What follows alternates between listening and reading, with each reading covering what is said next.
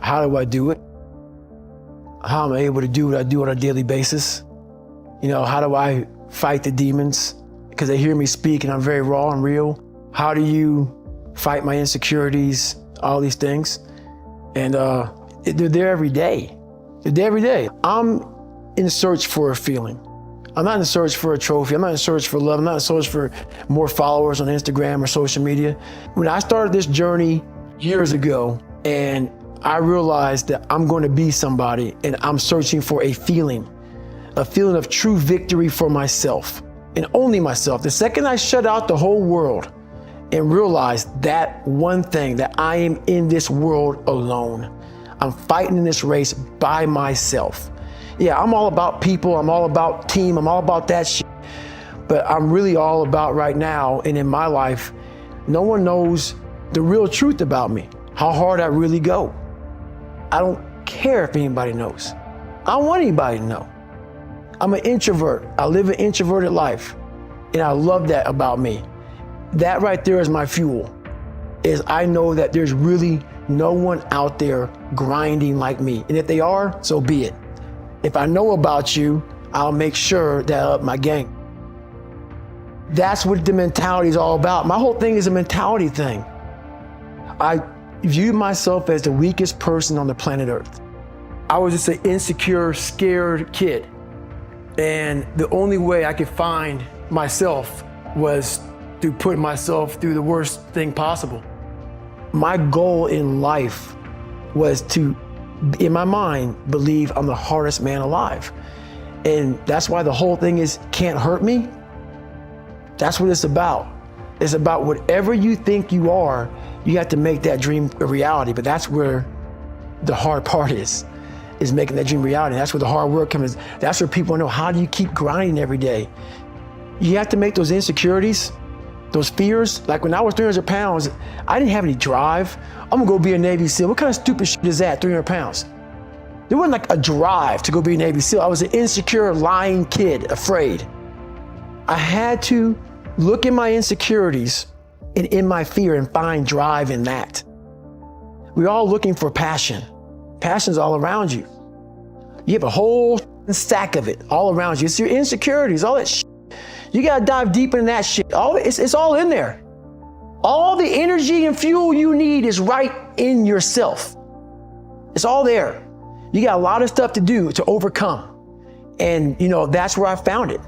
I found it right there in my own insecurities. I found drive in my own insecurities. And that's the most powerful thing in the world. When you can find drive in your own doubt, fear, insecurities, you become very unstoppable. The biggest misunderstanding about David Goggins of all time is profound. It's like, whether you believe in God or not, I do. He put this lab rat, which is me, on this planet to let me see what a beat up, abused kid who can barely learn and has a twisted body with messed up genetics, sickle cell, and other issues can endure. He gave me everything that pretty much disqualifies you from the military. But back then it wasn't as stress, so let's put him in this and see what comes out of it. To do that, friction is essential. You don't wake up in the morning and head to the coffee maker. In fact, sometimes I don't even sleep. What it requires is intense focus. For example, at 2 o'clock in the morning when my brain is thinking about a drug, I have to get up and look in my book to see if that drug is how I remember it.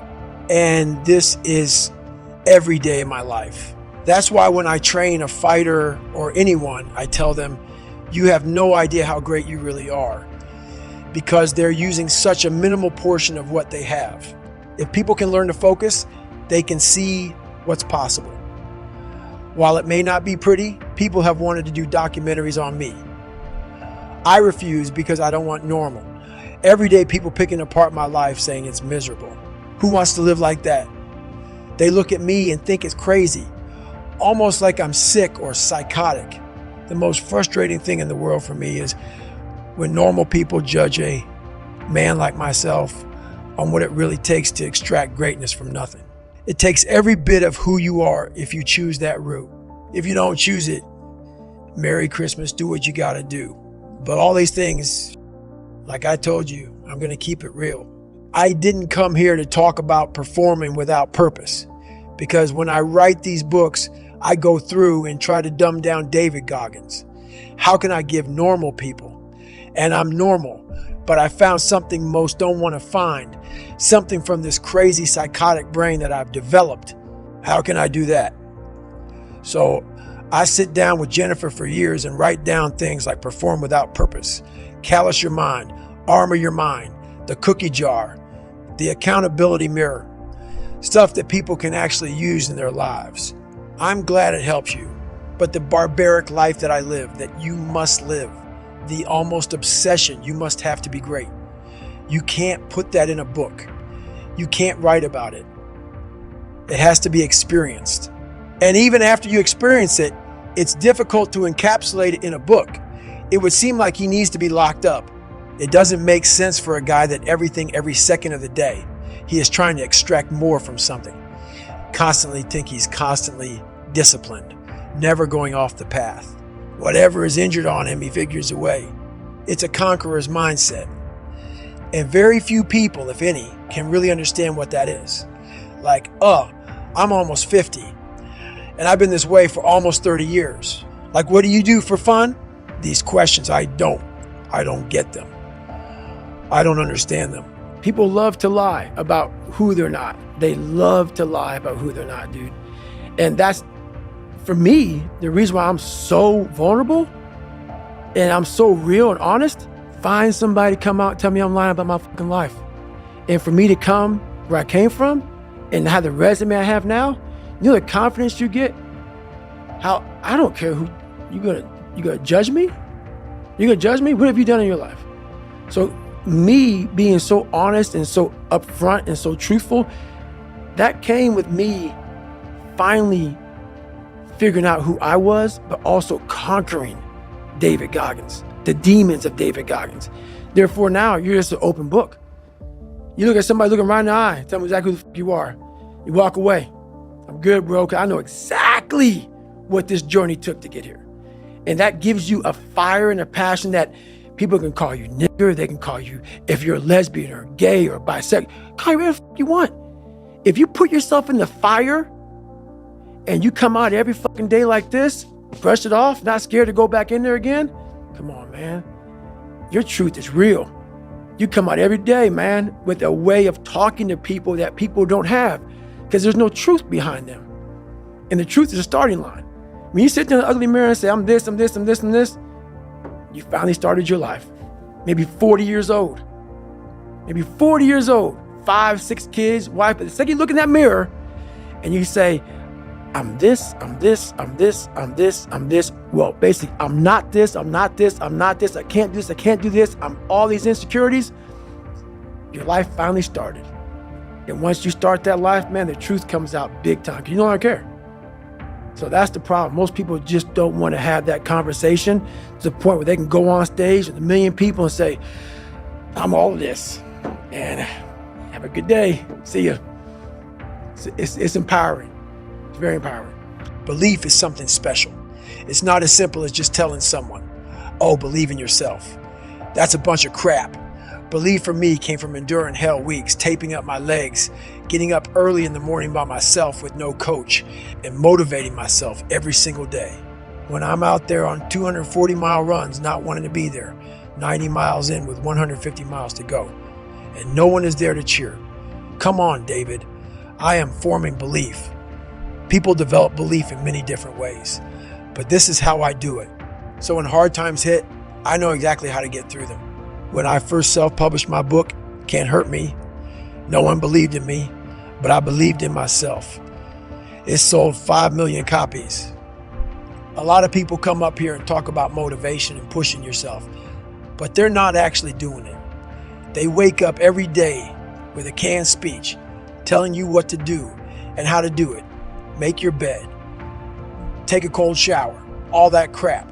I'm telling you right now, you have to be the person that leads from the front. Many of you out here are in leadership positions, and many of are leading from the front.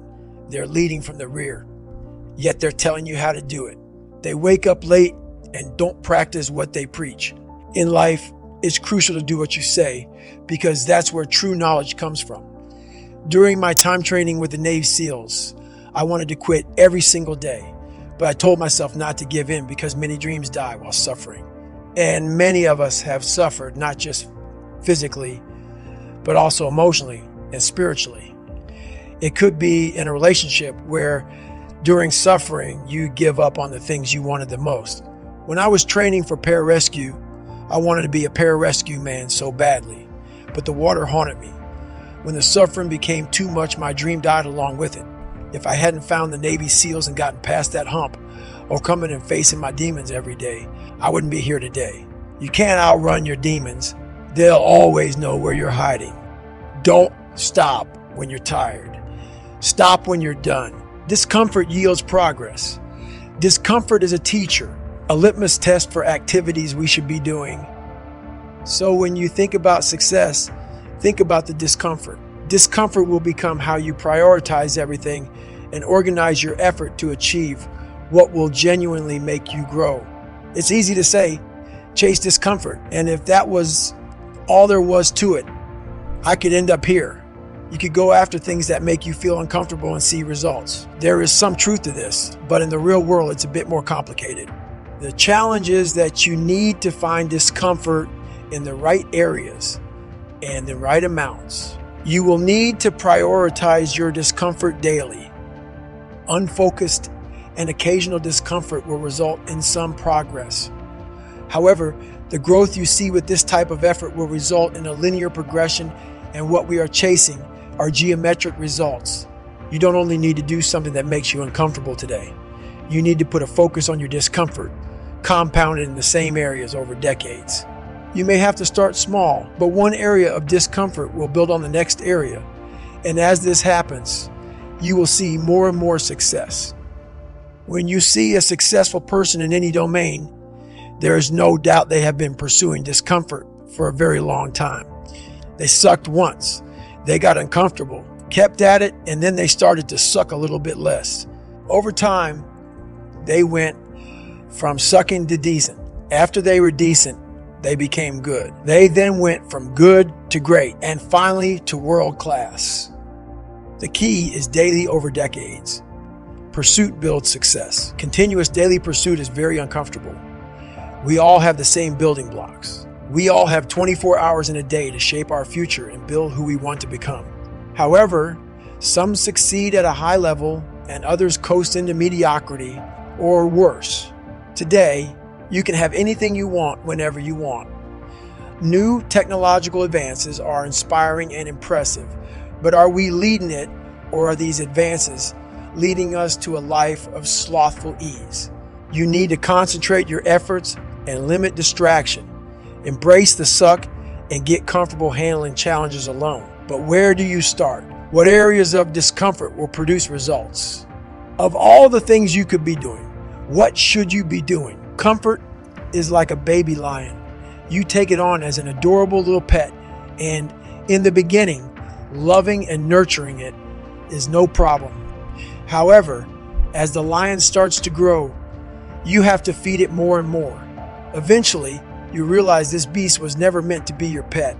That cute face that lured you in now has sharp fangs and paws the size of your head. Eventually, the lion will destroy you, because that's what lions do.